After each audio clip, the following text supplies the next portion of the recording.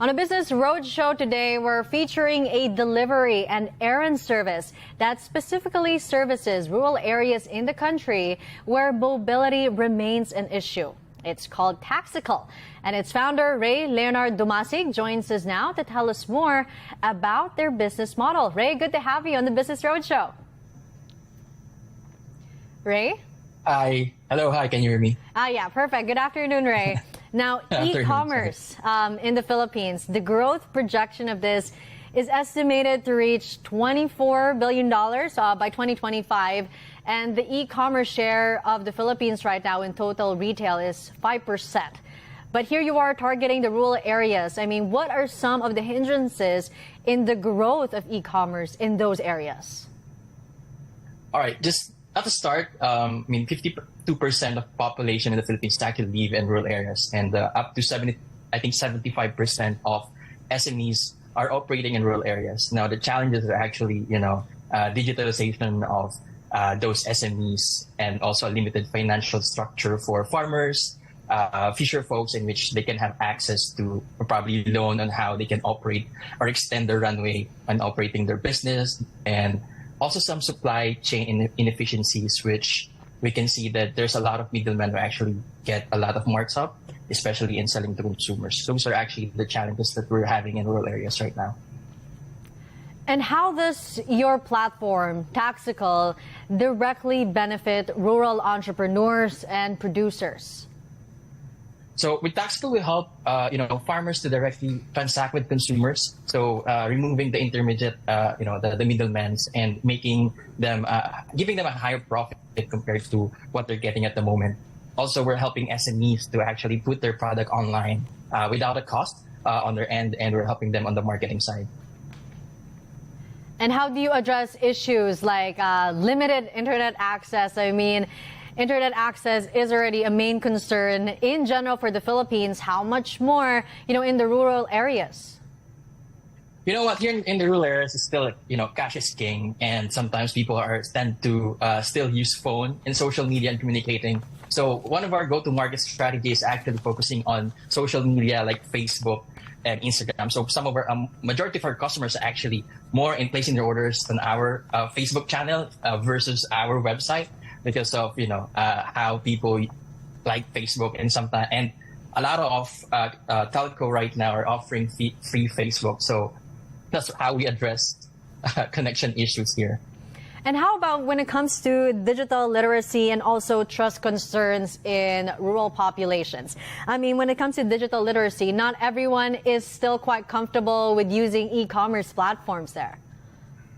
Yeah, that's correct. And that's why our strategy right now is really talking to them on a conversational manner via their social media, because these people are afraid to actually register on a new website, put up their email, probably their card, debit card information. So it's they're more confident and trustful when they're speaking to a real person. So, for example, in our platform, we have different channels that they can speak to, probably by text, by call, by social media, Instagram, so that they know that they're speaking to a real people. On our end, how we do the KYC is we ask them to submit a valid ID, and then we call them on the phone just to make sure that they're a real person and not a scammer. I mean, now that you mentioned it, to make sure that people aren't a scammer, the cash on delivery reliance, how are you also, ensuring that you guys are protected, the producers and the farmers are protected, the customers are protected? How do you make sure that across all platforms, all the stakeholders, are safe? So when we do our KYC, and it's a huge volume or a large transaction, we require the buyer to actually put up a down payment, like a 50% of the cost, so that making sure that we have it. And Taxikel on our end, we ensure the producer that we will, we purchase everything and we'll cover the cost. And then when we deliver, we get the necessary fee that we need to get to the buyer. And right now, Ray, which rural areas in the Philippines do you service? Right now, we're focusing in Lingayen and the nearby areas here in Pangasinan. So that's Binmali, Bugalion, Labrador, which are very, in the rural area side of the Philippines. And we're planning to expand to other rural areas as well. One of the plans this year is actually to expand to different rural areas in Pangasinan, probably in Ilocos Norte as well. And what's next for the app? I mean, what innovative features or strategies, do you use your platform to engage with rural communities? And as all e-commerce platform wants, of course, increase user adoption. So right now on our product roadmap is we are actually implementing, or we have a proprietary route optimization algorithm. We're using AI to actually optimize the delivery, making sure that we're efficient in terms of the speed of delivery. Also, we plan to use the generative AI as well in talking to customers and making sure that they're very well assisted real time. So those are in the product roadmap. And how do you leverage, of course, the social commerce aspects to foster trust and also, that community within your platform? The good thing about using or being a social commerce is that you can build really a community inside a social platform, like for example in Facebook. So in Facebook we have a Taxikel community, and all of our partner merchants are actually there, and consumers are actually also there. So they're like posting everything, having an interaction. If we're looking for something like this, a consumer will just post there, and then one of our merchants will actually just we have this, and we can deliver it via Taxikel. So those kind of thing. It's really building something within the community, making sure that the community works closely with each other. And as Taxikel, we're using that mode of transportation as well, in which it's very close to their heart, which is using bicycles and motorcycles. It is very Filipino.